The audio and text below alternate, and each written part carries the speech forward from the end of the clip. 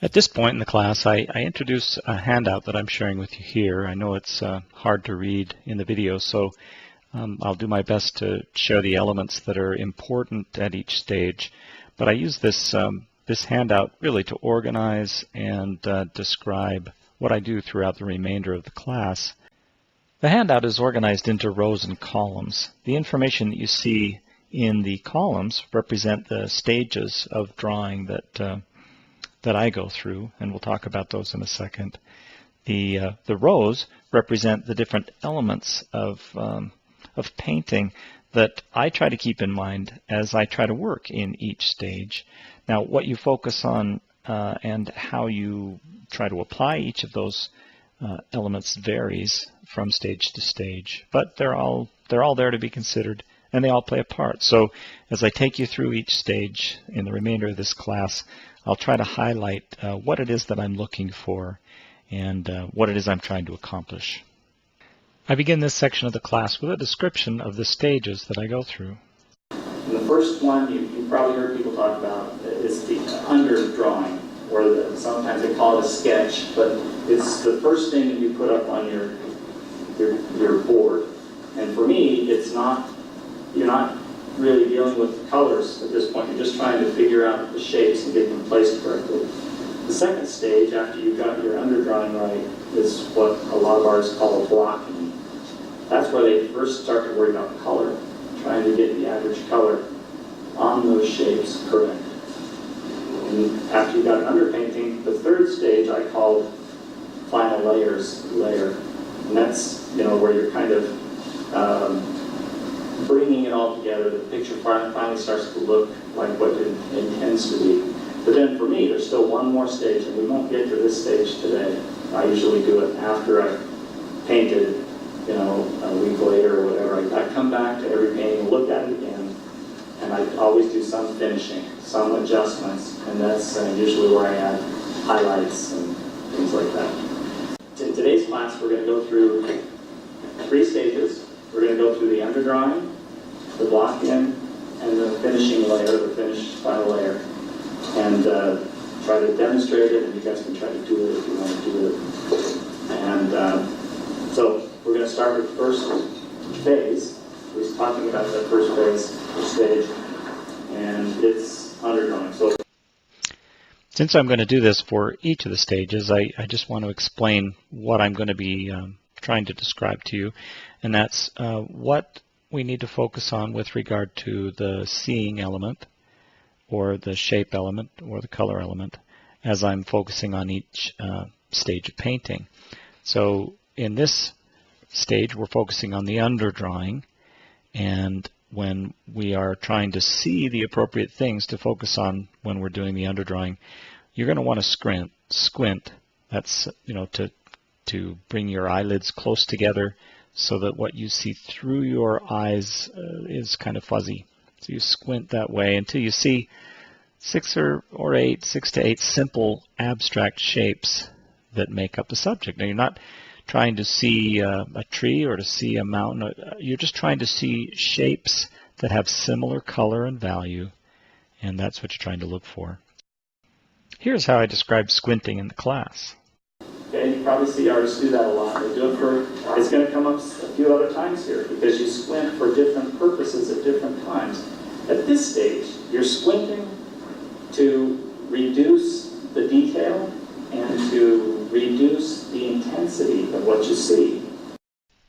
Although you're squinting at this stage to be able to see these abstract shapes, you also need to be able to open your eyes and to be able to accurately see in order to measure the relative size and position of each shape.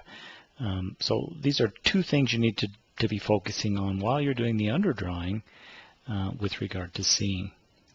The next element to consider during the underdrawing stage is that of shapes. Now, shapes, as I already mentioned, is an important part of what we're trying to see.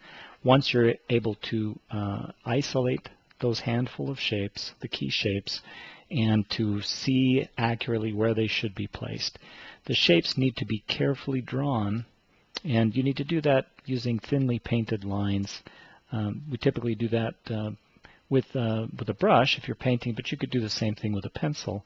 The other thing that I've seen some artists do is to paint the key intersection between shapes. Maybe they don't need to outline every shape, but at least to create a map of shapes.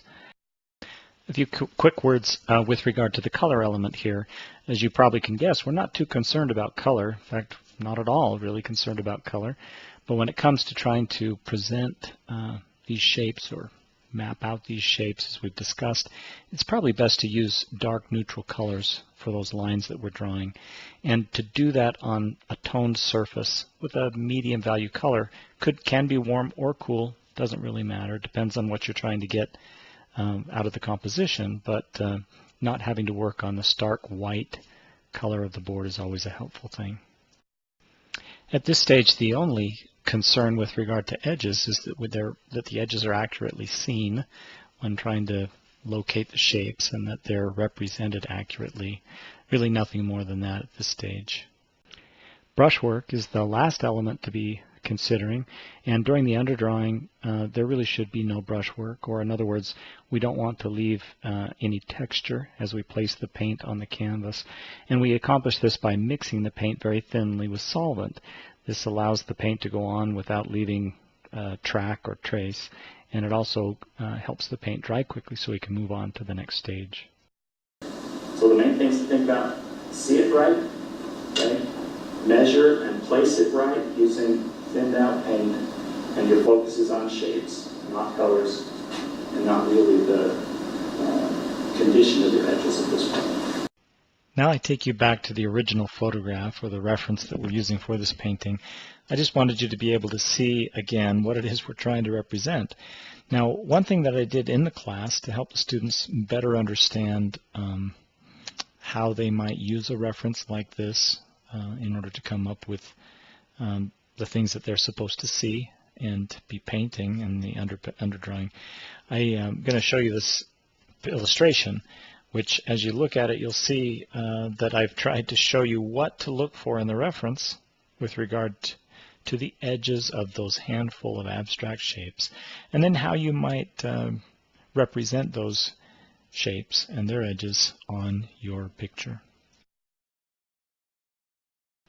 I'll now let you listen to the remainder of the class, where you can see how I try to describe to the students how they should be accomplishing just what I've illustrated. This, the horizon line, it's lost horizon, which is good for the composition because you don't see it, but it's pretty close to the center. So that tree ends below center, which I think is a good thing for the composition. There's this part of the shape that I'm trying to replicate that comes over to center.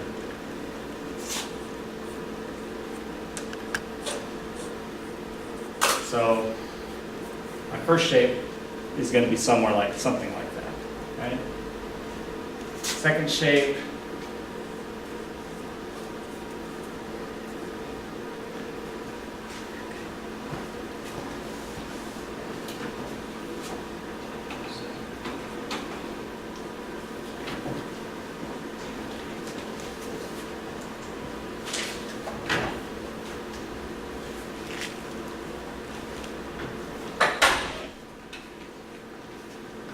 fairly big shape.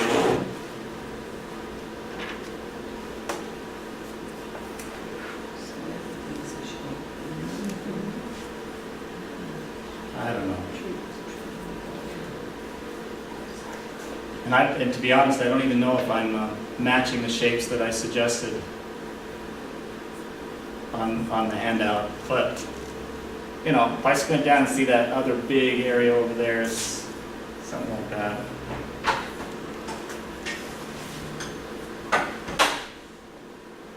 Grassy plain cuts straight across.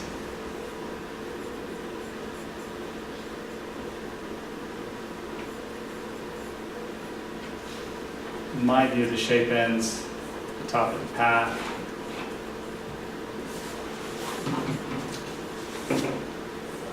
you can see what I mean. I'm never trying to draw a curve. At this point, I don't think it helps. In fact, I never really draw curves anywhere, other than through a series of lines.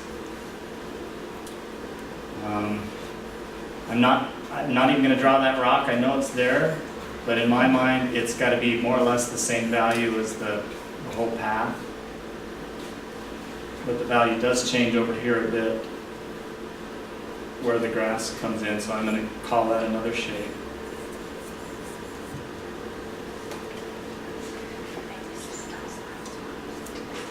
And then I've got this, I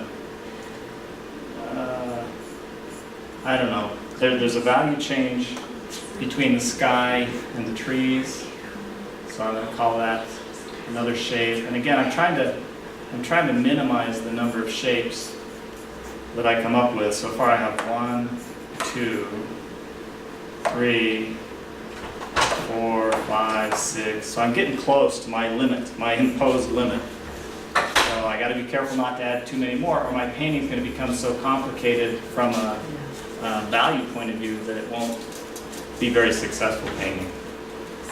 So my last shape, I guess I'll make this here.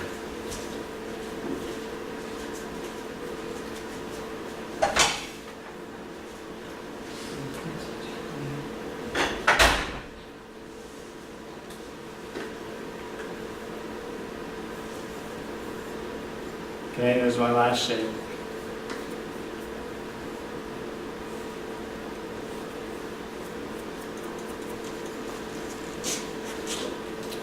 All right, so I was squinting down to see the big abstract shapes that are primarily differentiated by their value, right?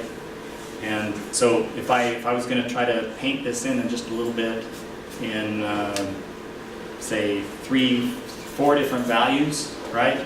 This shape is dark, this shape is dark, this shape is dark, although looks like this shape is a little lighter, so light dark, medium, all of these shapes are medium, and then these are light. So we've got maybe 4 different main values going on in these shapes, which is a good thing. Keep values to a minimum is always a good thing.